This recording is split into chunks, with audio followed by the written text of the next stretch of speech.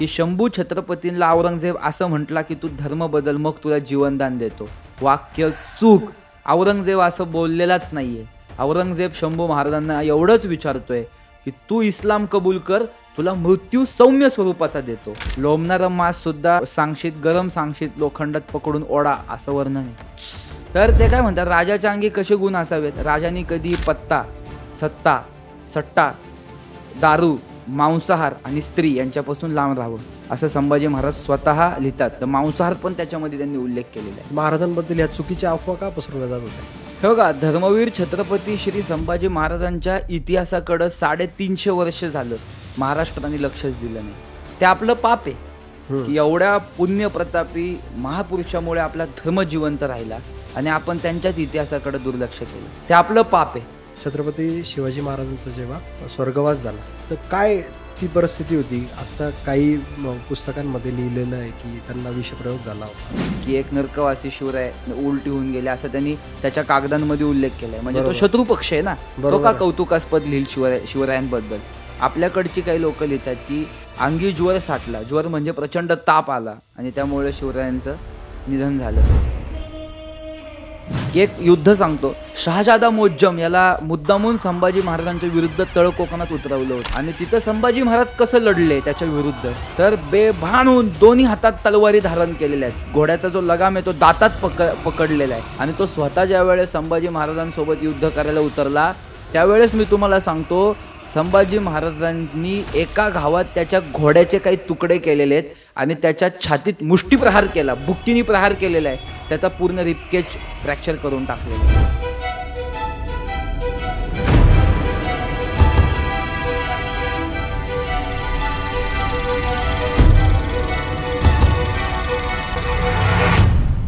देश धर्म पर मिटने वाला शेर शिवा का छावा था, महापराक्रमी परम प्रतापी एक ही शंभू राजा था. छत्रपती शिवाजी महाराजांनंतर पूर्ण हिंदुस्थानाला लाभलेलं झंझावत म्हणजे छत्रपती संभाजी महाराज. नुसतं नाव घेतलं तरी अंगात ऊर्जेचा संचार होणारे छत्रपती संभाजी महाराज खरंच कुठल्या प्रेरणेपेक्षा कमी नव्हते. आज छत्रपती संभाजी महाराज आणि त्यांचा असा इतिहास जो खूप दडून बसलेला आहे, या विषयासाठी आम्ही घेऊन आलो आहोत आजचा भाग आपल्यासाठी. नमस्कार, मी प्रशांत मुकुंदलाल बिरारे आपल्या सर्वांचं स्वागत करतो द मराठी बियर्डमॅन पॉडकास्टमध्ये. आज आपल्यासोबत गप्पा मारण्यासाठी पुन्हा एकदा आलेले आहेत श्री ऋत्विक कुलकर्णी सर. ऋत्विकजी नमस्कार. नमस्कार. कसे आहात तुम्ही? आनंदात. पुन्हा एकदा तुमचं स्वागत आहे आणि तुमचं मनापासून धन्यवाद की शंभूराजे धर्मवीर नसते तर या पुस्तकाच्या प्रती तुम्ही 1,00,000 लोकांपर्यंत पोहोचवल्या आणि त्यामागे खरंच तुमचं जेवढं कौतुक करावं तेवढं कमी आहे. तर कसा होता तुमचा अनुभव पुस्तक लिहिताना? मला कायम एक गोष्ट लोकांना दर्शवायची होती की शिवछत्रपतींच्या जीवनामध्ये अनेक चढ उतार आहेत. बरोबर. आणि शिवराय वेगळे वेगळे भासतात, पण धर्मवीर छत्रपती श्री संभाजी महाराज म्हटलं की एक प्रखरता. आणि ती किती प्रखरता आहे ते आता तुम्ही बोलताना दर्शकांना सांगितली. काय प्रखरता आहे, तर सूर्याला चटका बसेल इतकी धर्मभक्ती संभाजी महाराजांमध्ये आहे. बरोबर. मग तेच जर नसते आणि संभाजी महाराज धर्मवीर नसते तर देशाची काय अवस्था झाली असती. मी संभाजी महाराजांची एक ओळख करून देऊ इच्छितो. बघा बरं का, ती काय आहे ओळख, म्हणजे शिवरायांची ओळख काय आहे, तर अष्टपैलू व्यक्तिमत्व. बरोबर. ईशत्व निर्माण झालेलं देव म्हणजे शिवाजी महाराज आहेत. मग संभाजी महाराज म्हणजे काय येतो, औरंगजेबाच्या जिहादी मानसिकतेतून चिरडायला घेतलेल्या हिंदुस्थानाला रोखणारे आणि त्याच्यात भगवा अंगार म्हणून उगवणारे संभाजी महाराज आहेत. वा. औरंगजेबाच्या जिहादी मानसिकतेला संपवण्याचा भगवा अंगार घेऊन उठलेली ताकद म्हणजे संभाजी महाराज आहेत. ही संभाजी महाराजांची ओळख आहे. वा. आणि हेच संभाजी महाराज कायम आपल्याला दर्शन देत राहावेत असं मला वाटतं. खरं आहे. म्हणजे वयाच्या 9व्या वर्षापासून म्हणजे महाराजांबरोबर आग्र्याला गेलेले संभाजी महाराज, त्यानंतर मथुरेला राहिलेले संभाजी महाराज आणि तिथून परत सुखरूप परत स्वराज्यात आलेले संभाजी महाराज आणि तो पूर्ण प्रवास, त्यांचा पूर्ण जीवनकाल खरंच खूप मोठं व्यक्तिमत्व आहे संभाजी महाराज. आणि हे जे महाराजांचा जो महाराज स्वर्गवासी झाले त्यानंतर जे त्यांना यातना सहन कराव्या लागल्या. हं. तर कसा आहे हा प्रवास संभाजी महाराज? तुम्ही काय कोणत्या नजरेने बघता हा प्रवास? तुम्ही आत्ता एक वर्णन केलंत, की अत्यंत लहानपणापासून आपल्या वडिलांचं नेटकं राजकारण पाहणारे संभाजी महाराज. बरोबर. ते लहान आहेत खूप आणि त्याच्यानंतर शिवरायांनी जो देह ठेवलाय आणि त्या सगळ्या जबाबदाऱ्या संभाजी महाराजांच्या अंगावरती आल्यात, त्यावेळेस त्यांचं वय फक्त 23 वर्षांचं आहे. हं. पण मी तुम्हाला अजून थोडंसं मागं घेऊन जातो, की लहान मुलं ही नेटकं राजकारण बघतात. पण संभाजी महाराज 15 वर्षाच्या असताना या भागानगरमध्ये युद्धाला गेलेले आहेत आणि तिथं त्यांचं वर्णन एका इंग्रज अधिकाऱ्याने केलेलं आहे. तो इंग्रज अधिकारी म्हणतो, काय म्हणतो पहा बरं का, की शंभू महाराज आलेत, वय काय आहे? 15 वर्ष. शंभू महाराज आलेत. त्यांनी ह्या सगळ्या औरंगजेबाच्या मातब्बर सरदारांची हातात मुंडकी घेऊन तोडून फेकून दिलेली आहेत, असं वर्णन केलं 15व्या वर्षी. 15व्या वर्षी. आणि ते पळून गेलेत संभाजी महाराजांचं पराक्रम आणि संभाजी महाराजांचं आक्रमण पाहून. इंग्रजी माणसांनी केलेलं कौतुक आहे. कौतुक किंवा न्यूट्रल लिखाण म्हणू शकतो आपण त्या काळातलं. बरोबर. संभाजी महाराजांची ताकद होती. वाह! आणि शिवराय गेल्यानंतर अर्थात ते दुःखाचा डोंगर त्यांच्यावरती कोसळलेला आहे. मी थोडं आणि फक्त तुम्हाला इथे इंटरप्ट करेल. थोडंसं मागे घेऊन जाईल तुम्हाला. मला फक्त एक कुतूहल म्हणून किंवा एक प्रचलित प्रश्न तुम्हाला विचारायचा आहे, की छत्रपती शिवाजी महाराजांचा जेव्हा स्वर्गवास झाला, की तर काय ती परिस्थिती होती? आत्ता काही पुस्तकांमध्ये लिहिलेलं आहे, की त्यांना विषप्रयोग झाला होता किंवा काय. तर हा एक मुद्दा फक्त क्लिअर करून आपण पुढे जाऊ. हे बघा, छत्रपती शिवराय हे खरंच खूप मोठे होते आणि आपण त्यांच्याबद्दल बोलताना खूप विचार केला पाहिजे. बरोबर. हे शिवाजी महाराजांवरती विषप्रयोग झाला असं म्हणणं म्हणजे इतिहासाचा पण अपमान आहे, शिवरायांचा पण अपमान आहे आणि न विचार करता, न इतिहासाचा अभ्यास करता, न कुठलीही कागदपत्र वाचता मूर्खासारखं बडबडलेल्या लोकांचं ते विधान आहे. छत्रपती शिवरायांचा मृत्यू हा नैसर्गिक झालेला आहे. जयदेश अकावलीमध्ये त्याची नोंद सापडते. याच्या व्यतिरिक्त अनेक लोकं तिथं शिवरायांना पाहणारी उपस्थित आहेत. सूर्याजी मालुसरे उपस्थित आहेत किंवा त्यांचं प्रधान मंडळ उपस्थित आहे. छत्रपती शिवरायांचा मृत्यू कसा झाला? तर छत्रपती श्री शिवरायांनी अंगी भस्म धारण केलेलं आहे आणि त्यांनी लोकांना सांगितलं, की आम्ही जातो, आमचा काळ झाला. असं म्हणून शिवरायांनी पद्मासनात शिवराय बसलेले आहेत आणि शिवरायांनी आपला देह पंचमहाभूतांमध्ये विलीन केल्याच्या स्पष्ट नोंदी आहेत. बरं, याच्या व्यतिरिक्त का झाला? तर सुरतमध्ये जे आपल्याला काही कागद सापडतात त्याच्यामध्ये आलेले ब्लडी फ्लेक्स म्हणजे काय? तर पशूंच्या सानिध्यात जास्त राहिल्यामुळे माणसाला सारखा ज्वर येतो हं. आणि हे एक कारण झालं. आणि दुसरं कारण असं झालं, की ग्रहण होतं. शिवरायांचा देह हे झालेला आहे, ज्यावेळेस शांत झालाय, ती तिथी जी आहे ती हनुमान जयंतीची आहे. अच्छा. हां. हनुमानाच्या जयंती महोत्सव असतो, जन्म महोत्सव असतो. त्याची जी तिथी आहे तो आहे आणि त्याच कालखंडात ग्रहणसुद्धा येतं. तर शिवरायांनी त्या ग्रहणात पाण्यामध्ये उभं राहून प्रचंड तप केलेलं आहे. त्या तपाला पण शिवरायांना शारीरिक अवस्था महाराजांनी खूप काम केलं होतं. दक्षिण दिग्विजय केला होता. महाराजांचं वजन शेवटच्या कालखंडात काही अभ्यासकांच्या मते 30 ते 35 किलो झालंय फक्त. बापरे! म्हणजे किती काम केलं असेल शिवाजी महाराजांनी या देशासाठी, या धर्मासाठी, इथल्या लोकांसाठी, इथल्या रयतेसाठी. एक राजा म्हणून इतकं काम केलंय, की महाराजांचा देह त्या अवस्थेत आहे आणि ते त्यांना सहन झालं नाही. त्यामुळे शिवाजी महाराजांचा मृत्यू हा पूर्णपणे नैसर्गिक झालाय.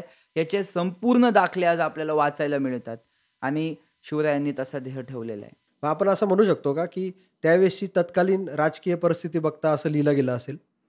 हां, तसं नाहीये.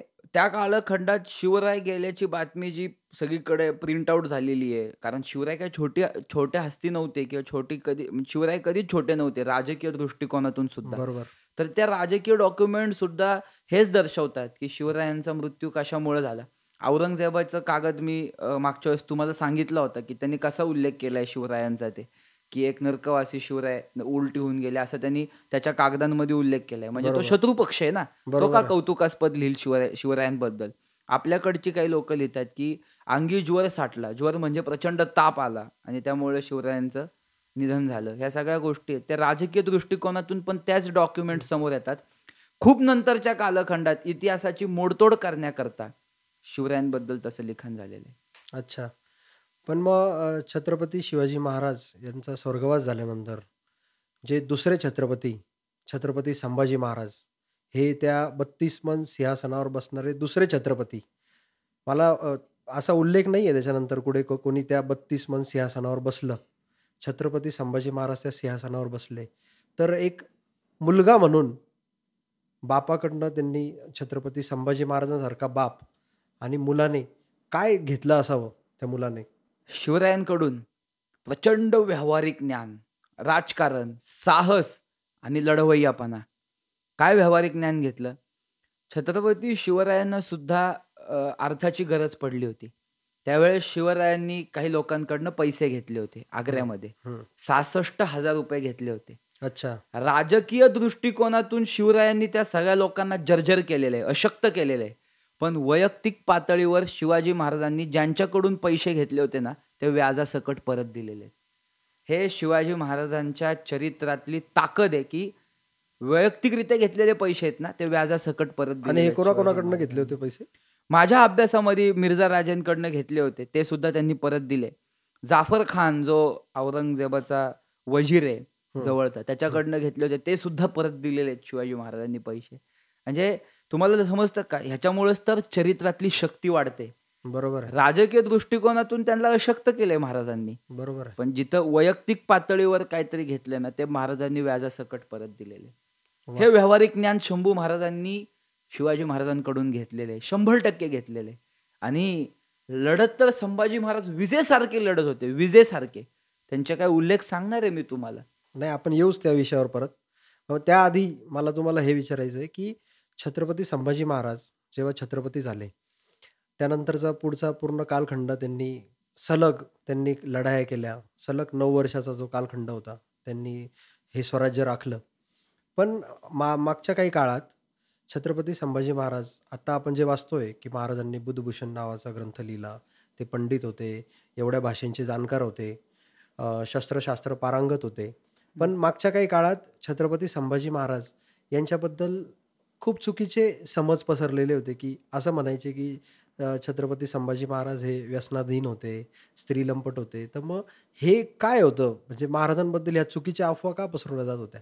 हे बघा, धर्मवीर छत्रपती श्री संभाजी महाराजांच्या इतिहासाकडं 350 वर्ष झालं महाराष्ट्राने लक्षच दिलं नाही. ते आपलं पाप आहे, हं. की एवढ्या पुण्यप्रतापी महापुरुषामुळे आपला धर्म जिवंत राहिला आणि आपण त्यांच्याच इतिहासाकडे दुर्लक्ष केलं. ते आपलं पाप आहे. पण त्याची त्यांचे ऋण आपण कधीच फेडू शकत नाही. बरोबर आहे. पण आपण काय करू शकतो? तर धर्मवीर छत्रपती संभाजी महाराजांचा आता जो महापराक्रमी इतिहास आहे, हं. त्याच्याकडे आपण लक्ष केंद्रित केलं पाहिजे. ते तर नितांत खोटं आहे, की संभाजी महाराजांनी कधी मद्यपान केलेलं नाहीये. संभाजी महाराजांनी कधीही म्हणजे कधीही स्त्री हे हे गमन स्त्रीलंपट केलेलं वगैरे. नाहीये. हां. का? तर बुधभूषणम ग्रंथामध्ये संभाजी महाराज लिहितात राजाचे गुण कसे असावेत आणि ते 3 राजांना समोर ठेवतात. प्रभू रामचंद्र, छत्रपती शिवाजी महाराज आणि भगवान श्रीकृष्ण. आणि ते काही देवतांना समोर ठेवतात. आई जगदंबा आणि महादेव, गणपती, नरसिंह, सूर्य या देवतांना ते समोर ठेवतात. तर ते काय म्हणतात, राजाच्या अंगी कसे गुण असावेत? राजांनी कधी पत्ता, सत्ता, सट्टा, दारू, मांसाहार आणि स्त्री यांच्यापासून लांब राहावं, असं संभाजी महाराज स्वतः लिहितात. तर मांसाहार पण त्याच्यामध्ये त्यांनी उल्लेख केलेला आहे. अच्छा. दारू कधी हे करू नये, स्त्री गमन करू नये, असं त्यांनी सांगितलेलं आहे. परस्त्री गमन करू नये, विवाह स्त्री गमन करू नये, असं संभाजी महाराजांनी राजाचे गुण लिहिलेले आहेत. मग स्वतः संभाजी महाराज 14व्या वर्षी काही श्लोक लिहितात, धर्मासाठी मरण पत्करावं. तर ते 32व्या वर्षी जशी वेळ येते तर ते स्वीकारतात ना. बरोबर आहे. जे लिहितायत ते वागतायत ना संभाजी महाराज. मग ह्या गोष्टी ते लिहितात तर ते का चुकीचं वागतील? त्यांच्या जीवनचरित्रात तो काही लोकांनी त्यांच्यावरती राग म्हणून संभाजी महाराज गेल्यानंतर काही लोकांनी त्यांच्यावरती राग म्हणून चुकीचं लिखाण केलं, डागाळण्याचा प्रयत्न केला. पण सूर्याला ग्रहण लागत नाही. संभाजी महाराज हे उग्र, त्या आभाळात उगवणाऱ्या सूर्याला नमस्कार करण्याची प्रथा सुद्धा धर्मवीर संभाजी महाराजांमुळे जिवंत राहिलेली आहे. आणि ती संभाजी महाराजांमुळे जिवंत राहिलेली प्रथा आहे. तर संभाजी महाराज असे असतील का? खरं आहे. सूर्याला ग्रहण लागतं, पण सूर्य झाकल्या जाऊ शकत नाही. संभाजी महाराज हिंदू धर्माचे प्रखर सूर्य आहेत, हे आपण कायम सांगत राहिलं पाहिजे. खरं आहे. पण जेवढे त्यांना बाहेर दुश्मन होते, छत्रपती संभाजी महाराजांना तेवढे आत घरात पण होते. 100% होते. कारण कसं होतं माहिती का, की सर्वप्रथम छत्रपती शिवाजी महाराजांनी उभारलेलं जे प्रधान मंडळ होतं, हं, त्यातले काही मंत्री संभाजी महाराजांच्या प्रचंड विरोधात होते. हं, आनाजी दत्तो असेल हं, किंवा काही मंत्री असतील. काही मंत्री गावासोबत किडे रगडल्या जातात, त्या प्रकारे संभाजी महाराजांकडून संपवण्यात आले. हं, पण तुम्हाला माहिती आहे संभाजी महाराज प्रभू रामचंद्रांच्या खूप जवळ आहेत. हं, आणि ते काय म्हणतात माहिती आहे? संभाजी महाराजांचं हस्तलिखित एक पत्र सापडलेलं आहे. त्या पत्रामध्ये ते म्हणतात, की "मी प्रचंड ह्या लोकांसोबत मर्यादित राहिलेलो आहे. या लोकांकडनं मला त्रास झाला, पण मी यांच्यासोबत प्रभू रामचंद्रांसारखं आचरण ठेवलेलं आहे." मग आम्ही त्यांना क्षमा केली ना.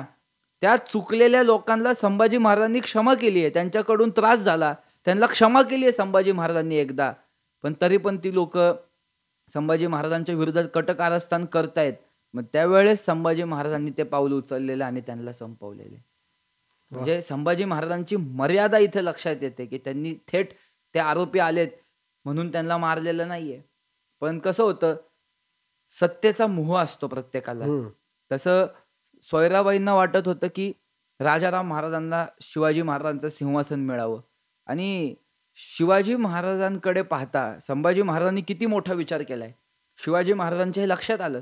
मग शिवाजी महाराज म्हणाले, की आपले पुत्र 2 एकास हे राज्य देतो, एकास रायगडाचे राज्य देतो, एकास कर्नाटकचे राज्य देतो.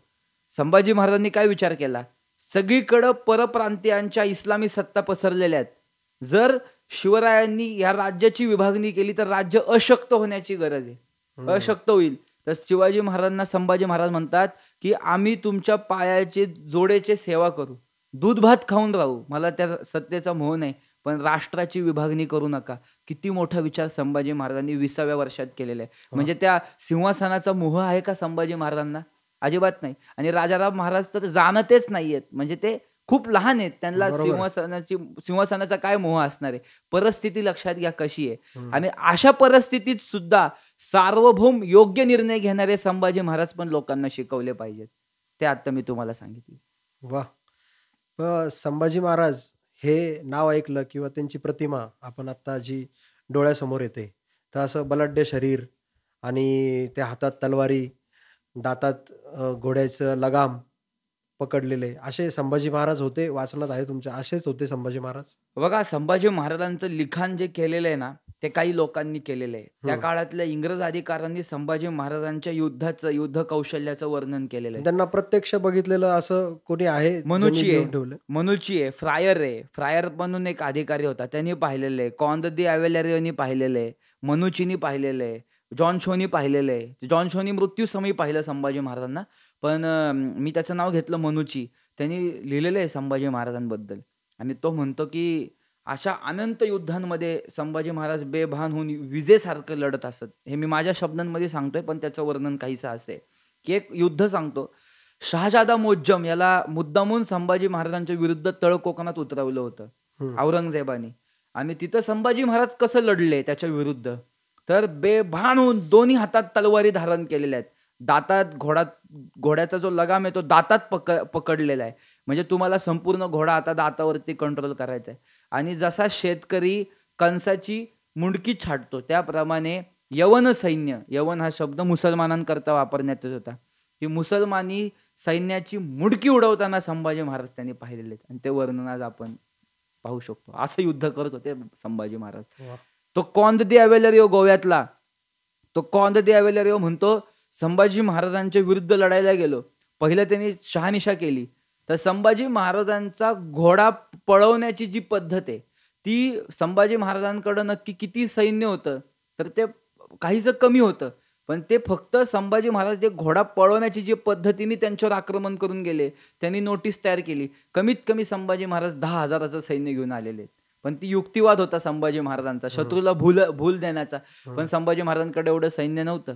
पण घोडा ज्या प्रकारे पळवलेला आहे संभाजी महाराजांनी आणि तो स्वतः ज्यावेळेस संभाजी महाराजांसोबत युद्ध करायला उतरला, त्यावेळेस मी तुम्हाला सांगतो संभाजी महाराजांनी एका घावात त्याच्या घोड्याचे काही तुकडे केलेले आहेत आणि त्याच्या छातीत मुष्टीप्रहार केला, बुक्कीनी प्रहार केलेला आहे. त्याचा पूर्ण रिबकेज फ्रॅक्चर करून टाकलेला आहे. बापरे! कारण इथली छाती मोडणं ही खूप अवघड काम असतं. एखाद्या मल्लालाच ते जमू शकतं. संभाजी खरंय. महाराजांनी एका बुक्कीत कार्यक्रम केलेला आहे त्याचा. खरंय. म्हणजे एवढा तो जो प्रहार होता, इतका घातक प्रहार होता, की घोड्याचे 2 तुकडे होऊन पडला. संभाजी महाराजांच्या समशिरेत ती ताकद होती. वाह!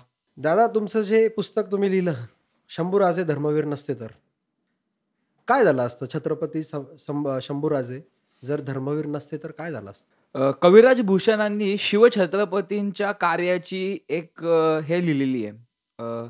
कार्याचं महत्त्व लिहिलेलं आहे. हं. शिवाजी न होते तो सुनती होतं सबकी.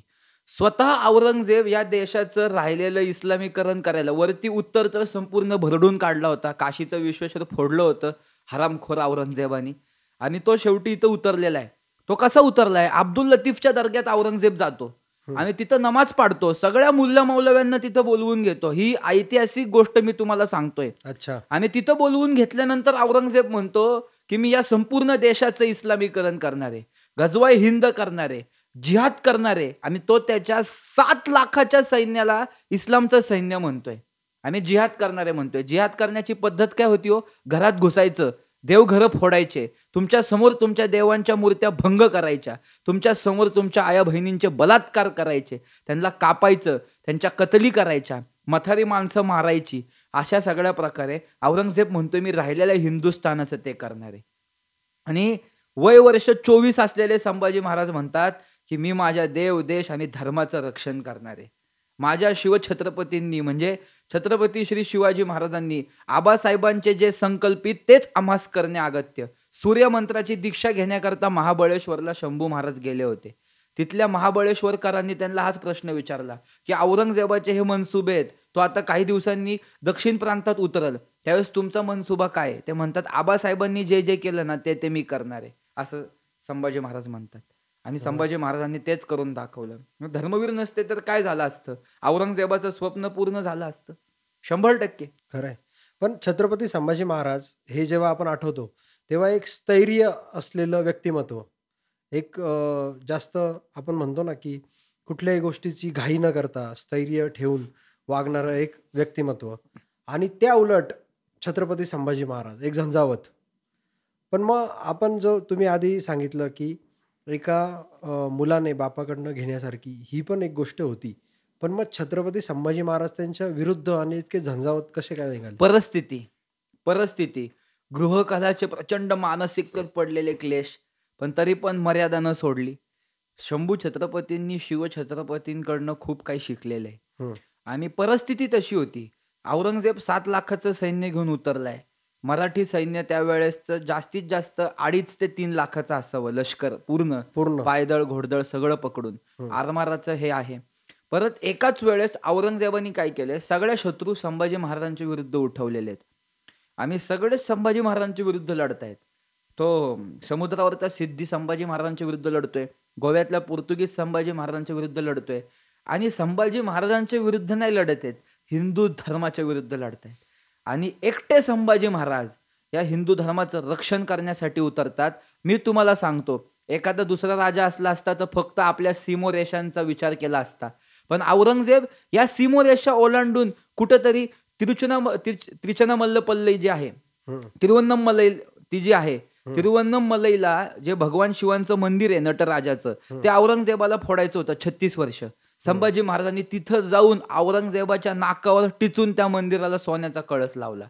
खाली वरती दक्षिणेश्वर कालिकेचं मंदिर औरंगजेबाने फोडलं, पण काही राहिलेली हिंदू संस्कृती उद्ध्वस्त त्याला करायची होती. शंभू छत्रपतींनी इथून मराठी सैनिक तिकडं पाठवायचं आणि तिथलं रक्षण केलेलं आहे. सूर्य मंदिराचं रक्षण दिल्लीमधल्या संभाजी महाराजांनी केलेलं आहे.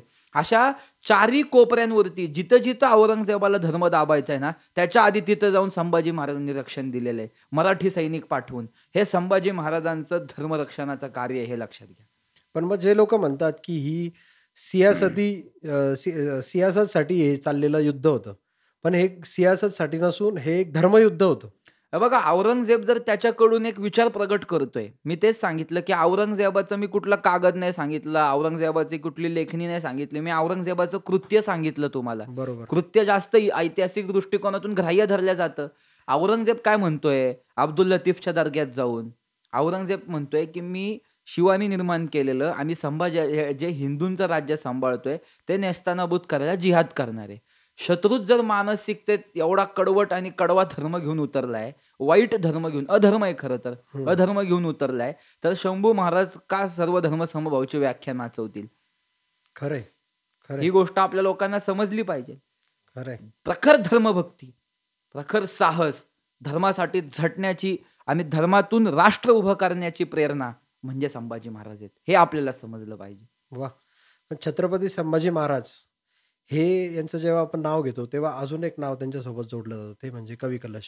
हम्म. तर कवी कलश हे महाराजांना कुठे भेटले होते? हे बघा, कवी कलश शंभू छत्रपतींना 10 वर्षांनी वडील आहेत अच्छा आणि ते आग्र्यात शिवछत्रपतींच्या सेवेत रुजू झाले होते. अच्छा हां, मग ते त्यांची आणि शंभू छत्रपतींची एक मैत्री नंतरच्या कालखंडात आपल्याला दिसते आणि ती अशी मैत्री आहे की ती राजदरबारात पण एकत्र आहेत आणि स्मशानात पण एकत्र आहेत. बरोबर आहे. पण त्यांना महाराजांनी जी पदवी दिली होती छंदोगामात्य. छंदोगामात्य, ती म्हणजे दरबारी पदवी होती की त्यांनी अशी त्यांच्याकडनं ती आलेली ओघात आलेली पदवी होती? नाही, नाही. शंभू छत्रपतींनी ती पदवी अत्यंत विचार करून त्यांना बहाल केलेली आहे. अच्छा. आणि शेवटच्या श्वासापर्यंत ते दोघं सोबत होते. तुम्ही जसं सांगितलं की स्मशानापर्यंत सोबत होते. छत्रपती संभाजी महाराज हे अ, युद्ध कौशल्य तर त्यांचं होतंच. त्याबद्दल तुम्ही सांगितलं आम्हाला. पण असं कुठलं युद्ध होतं का की युद्ध न करता युद्ध जिंकले? हे बघा, शंभू छत्रपतींचं ते बुद्धी कौशल्य आहे. म्हणजे शंभू महाराजांना आपण काम युद्ध किंवा ह्याच्यात बघतो. पण एलिफंटा बेटवरती इराणवरनं काही इराणी मुसलमान पण उतरले होते. हं, हे अंधेरी-उंदेरीचे तिकडे एलिफंटा बेट आहे. मुंबईच्या तिकडे आपण बघू शकतो. हं. तर तिथे ते उतरलेले असताना एलिफंटा बेटच्या इथं इराणी मुसलमानांचं पण अतिक्रमण किंवा इराणी मुसलमानांचं पण आक्रमण आपल्या देशावरती कोसळलं असतं. अच्छा. पण शंभू छत्रपतींनी ते एलिफंटा बेटच इराणमध्ये जाऊन त्यांच्याकडनं विकत घेतल्याचा एक ऐतिहासिक दाखला आपल्याला मिळतो. तो कुठला वकील गेला, काय गेला ते माहीत नाही आपल्याला. पण शंभू छत्रपतींनी रक्ताचा थेंबही न सांडता देशावर आलेलं खूप मोठं आक्रमण व्यावहारिक दृष्टिकोनातून परतवलं.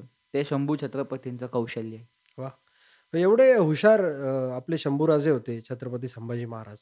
पण त्यांना हा आढावा का नाही आला कधी, की आपल्या घरातून आपल्याला धरपकडीचे जे प्रयत्न चालले आहेत? 100% सगळं माहिती होतं. पण विषय कसा होता, की शंभू महाराजांना एकदम कुठल्या राजकीय शक्तीला विरोध करता येत नव्हता. हं, कारण शेवटी संभाजी महाराजांचा विरोध करणारे जे शिर्के घराणे किंवा हं. जो शिर्के आहे, गणोजी शिर्के जो आहे वैयक्तिकरित्या, त्याच्या हातात पण काहीतरी राजकीय सत्ता होती, काहीतरी राजकीय शक्ती होती आणि एकदम राजकीय शक्तीच्या विरुद्ध कुठल्याच नेत्याला जाता येत नाही. तसं संभाजी महाराज एक राजा म्हणून एकदम कडवा विरोध करू शकत नव्हते. पण हा इतिहास आपला जो हिंदूंचा किंवा मराठ्यांचा जो इतिहास आहे, त्यात नेहमी असं झालेलं आहे, की परकीय आक्रमणापेक्षा आपल्या घरातल्याच माणसांनी आपल्याला खाली पाडलंय नेहमी. कसं असायचं माहिती आहे का? याला एक 2 गोष्टी आहेत. ऐतिहासिक पण आहे आणि भावनिक पण आहे, की शंभू छत्रपतींबद्दल तसं वागायला नव्हतं पाहिजे हे 1000% चुकीचं आहे. त्यांनी जे वागले ते 1000% चुकीचं आहे. पण याला एक ऐतिहासिक पार्श्वभूमी काय आहे, की कुठेतरी स्वतःची राजकीय शक्ती अशक्त होत असताना माणूस दुसरीकडे हातपाय मारतो. तसंच ते शिर्क्यांनी केलं, की त्यांची राजकीय शक्ती कुठेतरी कमी होत होती हं. आणि त्याच्यामुळं मग शिर्क्यांनी रस्ता बदलला. छत्रपती संभाजी महाराजांना धरून दिलं त्यांनी. पकडून दिलं. संभाजी महाराजांना शिर्क्यांमुळेच संभाजी महाराज पकडले गेले आणि ते फक्त गणोजी म्हणजे पूर्ण घराला दोष देत नाही बरं का. हं. म्हणजे जर मी गणोजी शिर्के हा एकटा वैयक्तिक तो नालायक आहे. पण ह्या शिर्के घराण्याचं योगदान छत्रपती शिवाजी महाराजांना राजगडच्या इथं राजधानी बांधून देण्यात सुद्धा आहे. अच्छा. शंभू छत्रपतींनी देह ठेवल्यानंतर यांच्याच घरातल्या मुली परत भोसले घराण्यात आलेल्या आहेत. हा पण इतिहास आपल्याला सांगतो. आणि नंतरच्या कालखंडात हिंदवी स्वराज्याची सेवा खंडू बल्लाळ चिटणीस त्याच्याही वडिलांना हत्तीच्या पायाखाली शंभू छत्रपतींनी दिलं.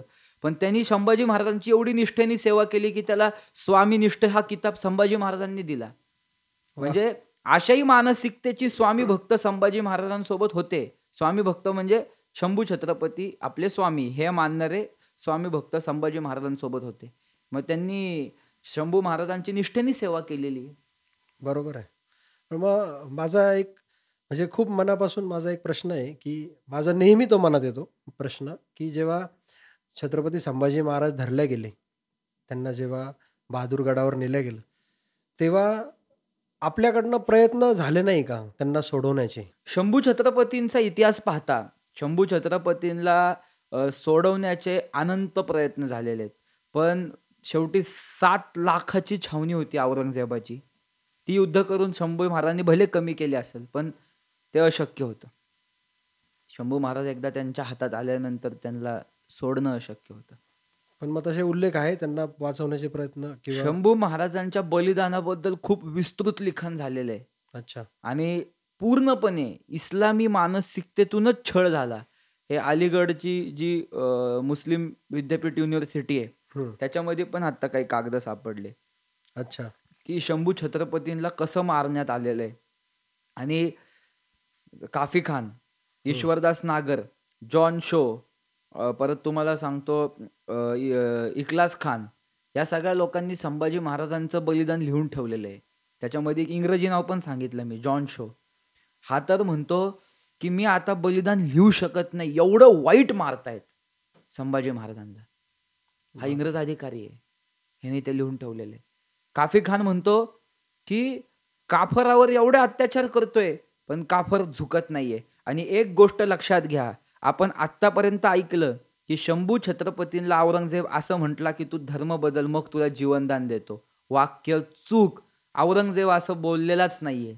औरंगजेब शंभू महाराजांना एवढंच विचारतोय की तू इस्लाम कबूल कर, तुला मृत्यू सौम्य स्वरूपाचा देतो. का? तर खाली पसरलेले जे सगळे संस्थानिक हिंदू संस्थानिक सांभाळत आहेत हिंदू लोक, त्यांना दाखवायचं होतं की हिंदू धर्माचं रक्षण करणारा एक ताकदवर राजा इस्लामचा केला आणि मारला. तुम्ही अशा मृत्यूला सामोरे जाताल. तुम्ही तुम्ही पटकन इस्लाम कबूल करा आणि संपूर्ण देश गाजवा, हिंद करायचं स्वप्न औरंगजेबाचं होतं.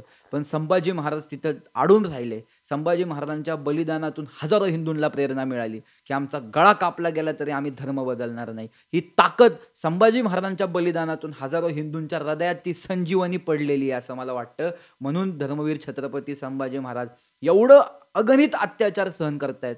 त्याच्यामधल्या मुद्दामून एक अत्याचार सांगतो. इखलास खान आणि काफी खानांनी लिहून ठेवलेले समपुरावे आहेत. म्हणजे त्याच काळात 2 लेखकांनी लिहून ठेवलेली एकसारखी माहिती आहे. काय म्हणतात हे दोघं जण?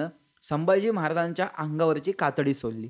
किती सोलली आहे संभाजी महाराजांच्या अंगावरची कातडी? मी तुम्हाला ऐतिहासिक दाखला सांगतोय बरं का, मनाच्या गप्पा सांगत नाहीये. किती सोलली संभाजी महाराजांची कातडी? त्यांच्या हातापायात जेवढ्या लोखंडी पट्ट्या होत्या ना, तेवढ्यात त्याच्या खालचीच कातडी राहिली होती. बाकी सगळी कातडी सोलून घेतली तरी काफर झुकला नाही असं वर्णन आहे. नंतरचं वर्णन आहे की त्यांच्या अंगावरती निखारे उतरवले, निखाऱ्यांवरती शरीर नाचवलं. रोज एक विचारत होते, इस्लाम कबूल करणार का? नाही. रक्तबंबाळ झाले संभाजी महाराज. कातडी सोलली, डोळे फोडले, नाकपुड्यात मिठाच्या पाण्याचे सपकारे मारले, नाकपुड्या कापल्या, कानात शिसं ओतलं. नको इतका अत्याचार, न भूतो न भविष्यती. इस्लामी सत्ताधीशांनी अनेक राजे संपवले असतील, पण संभाजी महाराजांसारखं 30 दिवसांचं धर्मासाठी आणि राष्ट्रासाठी बलिदान जगाच्या पाठीवरती कुठल्या राजाने केले? मला दाखवा. मला दाखवा असा राजा की जो देशासाठी असं बलिदान स्वीकारतोय. संभाजी महाराजांचं रक्त ह्या मातीत पडलं ना, म्हणून भारत मातेच्या कपाळावरचं हिंदुत्वाचं कुंकू लाल आहे, हे सगळ्यांनी मान्य केलं पाहिजे. संभाजी महाराजांचं रक्त ह्या मातीत गेलं ना, त्यामुळं आज प्रत्येक देवाच्या मस्तकावरती कळस आहे, हे प्रत्येकाने मान्य केलं पाहिजे. संभाजी महाराजांचं रक्त त्या वडूमध्ये पडलं ना, म्हणून प्रत्येकाच्या घरासमोर आज तुळशी वृंदावन हे प्रत्येकाने मान्य केलं पाहिजे. आणि संभाजी महाराजांचं रक्त त्या मातीत पडलं ना, म्हणून आज सकाळी सूर्य उगवल्यानंतर हिंदू धर्म पद्धतीने शंखनाद होतो. प्रत्येक ठिकाणी हे मान्य केलं पाहिजे. नाही तर अवघड होतं, सगळं अवघड होतं. औरंगजेबाने सगळा देश पुढचा सहज चिरडून टाकला असता, संभाजी महाराज हे बलिदान सहन करत नव्हते तर. एवढं क्रूररित्या संभाजी महाराजांना मारलेलं आहे. पण आम्ही ऐकलं होतं की आतापर्यंत तुम्ही जे सांगितलं की इस्लाम कबूल कर, तुला सोडून देऊ किंवा तुला मारणार नाही. ते मूवी पण आला होता आता छावा, त्याच्यात पण हेच होतं की तू इस्लाम कबूल कर, मग तुला मारणार नाही. पण तुम्ही जे आता सांगितलं ते वेगळं काहीतरी होतं की इस्लाम कबूल कर, तुला सौम्य स्वरूपात मारू. म्हणजे मारणार हे 100% महाराजांना होतेच. हे बघा, औरंगजेब शिवछत्रपतींनी निर्माण केलेल्या एका कायद्याच्या विरुद्ध आहे. कुठल्या कायद्याच्या विरुद्ध आहे औरंगजेब? शिवरायांनी ज्या ज्या हिंदूंना मुसलमान केले, त्यांना परत धर्मात घ्यायची एक खूप मोठी प्रथा निर्माण केली. अच्छा. मग शंभू छत्रपती परत हिंदू झाले नसते का? आणि शंभू छत्रपतींना जिवंत परत सोडून द्यायला औरंगजेब एवढा मूर्ख आहे का? म्हणजे त्याच्या हातात संभाजी महाराजांसारखं वादळ आलेलं आहे, तो त्यांना मारणारच होता. आणि तसेच दाखले आपल्या समोर येतात नाही का, की कारण त्या कायद्याच्या विरुद्ध आहे आणि शंभू महाराजांनी त्यांच्या स्वराज्यात तो कायदा जिवंत ठेवलेला आहे. बरोबर. गंगाधर पंत कुलकर्णी नावाचा एक गृहस्थ मुसलमान झाला होता. हं. त्याला संभाजी महाराजांनी परत आपल्या धर्मात घेतलं. तुम्ही आत्ता जे सांगितलं दादा, जे वर्णन केलं, की छत्रपती संभाजी महाराजांना कसं मारलं. पण मग ही एवढी तीव्रता का? म्हणजे हा एवढा द्वेष का होता मारण्यामागे? काफी खानाचं मी सारखं नाव घेतोय. हं, त्यांनी एक वर्णन केलंय शंभू महाराजांबद्दल, की काय केलंय वर्णन त्यांनी? आपल्या बापापेक्षा दसपट तापदायक आहे हं, हा शंभू, असं त्यांनी वर्णन केलंय. काफर शंभू असं वर्णन केलंय. त्या काफी खानाचंच वाक्य तुम्हाला सांगतो. तो म्हणतो की संभाजीचे डोळे काढले, संभाजीची कातडी सोलली. या सगळ्या गोष्टी शंभू महाराजांबद्दल त्यांनी केल्या. हे काफी खानाचं वाक्य सांगतो बरं का मी हं, तुम्हाला. मी माझं नाही सांगत आहे. तो म्हणतोय की त्यांनी अनेक मशिदी पाडल्या, हं, अनेक मुल्ला मौलव्यांना अटक केली, हं, अनेक मुल्ला मौलवी वैतागले होते. देशात इस्लामीकरण होत नव्हतं. हं. देशामध्ये इस्लाम अशक्त झाला होता बरोबर. आणि परिस्थिती अशी झाली होती की उत्तरेपर्यंत हिंदूंचं साम्राज्य निर्माण करण्याची महाशक्ती संभाजी महाराजांनी उभी केली होती. त्यामुळं सगळ्या मुल्ला मौलव्यांना एकत्र करून कुराणवरती हात ठेवून कुराण कशी सजा सांगते त्यानुसार संभाजी महाराजांना सजा सुनावल्या त्या लोकांनी. ती तीव्रता इस्लाममधनंच आलेली आहे अच्छा. आणि हे खरं आहे. मी बोलतोय ते खरं आहे. याच्यात काहीच खोटं नाही. याचे पुरावे आहेत. पुरावे उपलब्ध आहेत. सगळे पुरावे उपलब्ध आहेत. माझ्या पुस्तकात देखील याचे पुरावे मी टाकलेले आहेत. सचित्र आहेत आणि परत. जेव्हा औरंगजेबाचा मुलगा, काय नाव होतं त्याचं? शहाजहान मोज्झम. हां. तो संभाजी महाराजांच्या शरणाला आला होता? अकबर आला होता. अकबर. औरंगजेबाला हां. 2-3 मुलं आहेत. त्याच्यामध्ये अकबर आला होता.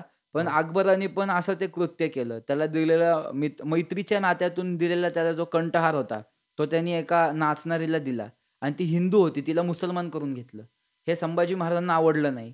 त्यामुळे संभाजी महाराजांनी त्याला हाकललं आणि त्याला तिकडं पाठवून संभाजी महाराज आपल्या मनातली गोष्ट प्रगट करतात रामसिंगाकडे. ते संस्कृत पत्र सुप्रसिद्ध आहे.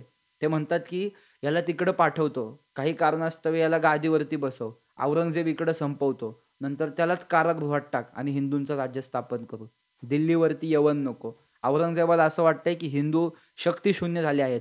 पण माझ्यासारखा जोपर्यंत क्षत्रिय ह्या देशात काम करतोय, तोपर्यंत मी माझ्या धर्माचा अपमान सहन करणार नाही आणि मी कदापि औरंगजेबाला यशस्वी होऊ देणार नाही, असं म्हणतायत संभाजी महाराज. वाह! म्हणजे हा जो त्यांनी प्लॅन आखला होता पूर्ण, की हं. हिंदू राष्ट्र, हं, जी त्यांनी नीश ठेवली होती हिंदू हं, राष्ट्राची, हं. ती म्हणजे खूप बहुतेक अंशी ती मला वाटतं पूर्ण झाली होती. पूर्ण पण झाली होती. रामसिंगाने त्यांना मदत नाही केली. जी मदत रामसिंगांनी करायला पाहिजे होती, हं. ती त्यांनी केली नाही. पण मग रामसिंगाकडे महाराजांनी हे पत्र जे पाठवलं, तर या पत्राचा नंतर उल्लेख कुठे मिळाला? हां. या पत्रावरती संशोधन झालं. हं. कमल गोखले असतील, वासी बेंद्रे असतील, या लोकांनी ती पत्र शोधून काढली, जनतेसमोर आणली. संस्कृत पत्र आहे ते. अच्छा. याचे दाखले आहेत. संभाजी महाराजांच्या हस्ताक्षरातलं संस्कृत पत्र उपलब्ध आहे ते, एवढं सांगतोय मी. पण मग काही-काही कादंबऱ्यांमध्ये किंवा पुस्तकांमध्ये त्या अकबरची आणि छत्रपती संभाजी महाराजांची खूप घनिष्ठ मैत्री होती वगैरे रंजकता, असं. रंजकता, मनोरंजन करण्यासाठी ते दाखवलं जातं. याला तथ्य काही नाहीये तेवढं. मी सांगितलं ना, की संभाजी महाराजांचं पत्रच सांगितलं. ते काय म्हणतायत त्याला थोडा वेळ तिथं बसव, कारण धूर्त राहावं लागतं राजकारणामध्ये. बरोबर आहे. म्हणजे छत्रपती संभाजी महाराज यांचा एक सिद्धांतावर ते चालत होते. तुकाराम महाराजांचा एक अभंग आहे. हां, विंचू देवाऱ्यासी आला, देवपूजानं आवडे त्याला, तेथे पैजाराचे काम, अधमासी व्हावे अधम, असं आहे ते. अधमासोबत अधमच वागलं पाहिजे. बरोबर आहे. कारण पूर्वीपासून जी प्रथा चालत आलेली होती, की हिंदू राजा हा खूप एक एथिक्स पाळणारा होता, की त्यांनी जो शब्द दिला तो राहील. पण हे जे आहे, संभाजी महाराजांनी जे केलं, की तुम्ही जसे आमच्याशी वागाल, आम्ही तसेच तुमच्याशी वागू. 100%. हा एक उल्लेख मला वाटतं गोव्याचे ते चर्च वगैरेच्या याच्यात हो, पण संभाजी सापडतो. महाराजांनी कॉन दी एव्हलेरियो सोबत जे युद्ध केलं, त्यांनी खूप दिवसांपासून रोमन कॅथलिक ख्रिश्चनिटीचा प्रचार मांडला होता. त्यांच्या बायकासुद्धा प्रचंड अत्याचार करत असत. तर शंभू छत्रपतींनी मग त्यांना सुद्धा त्याच हिशोबाने उत्तर दिलेलं आहे. त्यांचे अच्छा. चर्चेस जाळलेले आहेत. येशू ख्रिस्ताच्या मूर्त्या तोडलेल्या आहेत. लेडी वर्जनची मूर्ती उद्ध्वस्त करून टाकलेली आहे. बापरे! हे उल्लेख आहे, हे याचे पुरावे आहेत. पुरावे उपलब्ध आहेत. पुराव्यांवरतीच मी तुमच्याशी हे सगळं बोलतोय. हा, कारण हे तुम्ही जे बोलताय हे थिसेस मध्ये आलेले पुरावे आहेत. कॉन्ट्रोवर्शियल असू शकतंय. पीएचडी मधले पुरावे कधी नाकारता येत नाहीत. थिसेस मध्ये लिहिलेली माहिती सांगतोय मी तुम्हाला. सगळ्यांनी वाचावी आणि कमल गोखले वाचावेत प्रत्येकाने. आणि तिथले जे ते असतात त्यांचे काय म्हणतात ना, ते पादरी सगळे पादरी. हा, त्यांना पॉप्स म्हणजे फादर्स वगैरे असतात ना, त्यांनी पणजी नावाच्या एका गावामध्ये आक्रमण केलं. तिथलं शिवलिंग फोडलं, तिथल्या पुजाऱ्यांची कत्तल केली. म्हणून संभाजी महाराजांनी सुद्धा येशू ख्रिस्ताच्या मूर्त्या तोडल्या, लेडी वर्जनची मूर्त्या फोडल्या आणि फादर्सला चिरलं, म्हणजे फादर्सला मारलं संभाजी महाराजांनी. इतके म्हणजे दाहक होते छत्रपती संभाजी महाराजांचं धर्मावरती खूप प्रेम होतं. तुम्ही माझ्या धर्मात हात घालताल तर संभाजी महाराज स्वयं अग्नी होते. आग बनूनच ते शत्रूवरती उतरत होते. मग शत्रूचा भस्मच. शक्तीचे उपासक होते. शंभू महाराज शिवांचे आणि शक्तींचे दोघांचे उपासक होते, जाणते होते, अनेक शास्त्रांचे जाणते होते. प्रभू रामचंद्रांच्या काळात झालेला यज्ञ संभाजी महाराजांनी त्यांच्या काळात रायगडावरती केलेला आहे, पुत्रकामेष्टी यज्ञ.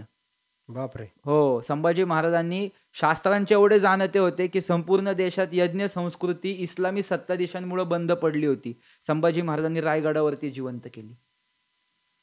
यज्ञशाळा बांधली होती रायगडावर. एवढे शास्त्रांचे जाणते होते. म्हणजे फक्त आपण संभाजी महाराज म्हटलं की आपण युद्ध हे ते ऐकतो, पण महाराजांचा हा वेगळा एक पैलू पण आहे 100%.